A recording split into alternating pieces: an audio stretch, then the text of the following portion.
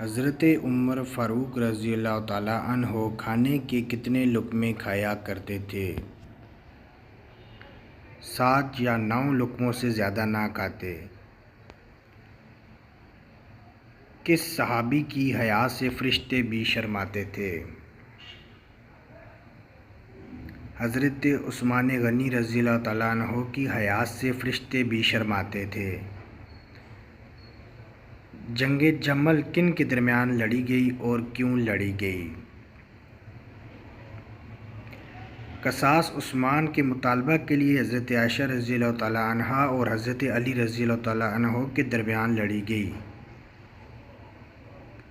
خوارج کون تھے؟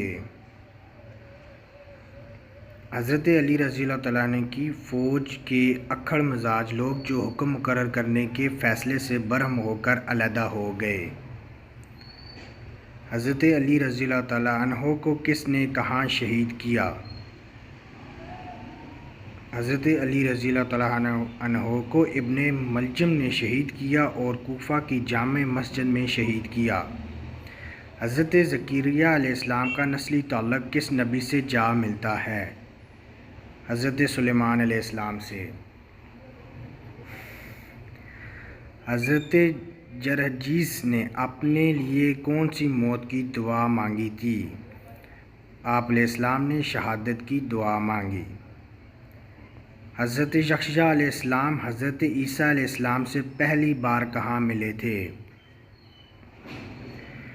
دریائے اردن پر۔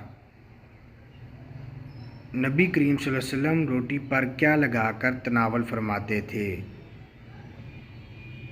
حضرت محمد صلی اللہ علیہ وسلم نے روغن زیتون کو بہت پسند فرمایا۔ نبی کریم صلی اللہ علیہ وسلم روٹی کو روغن زیتون سے چوپڑ کے تناول فرماتے تھے۔ وہ کون سی چیز ہے جو بعام اور مشروب دونوں کا کام دیتی ہے؟ محمد صلی اللہ علیہ وسلم نے فرمایا کہ کوئی چیز ایسی نہیں جو بعام اور مشروب دونوں کا کام دیتی ہو سوائے دودھ کے۔ آپ صلی اللہ علیہ وسلم اکثر گائے اور بکری کا دودھ استعمال فرماتے تھے۔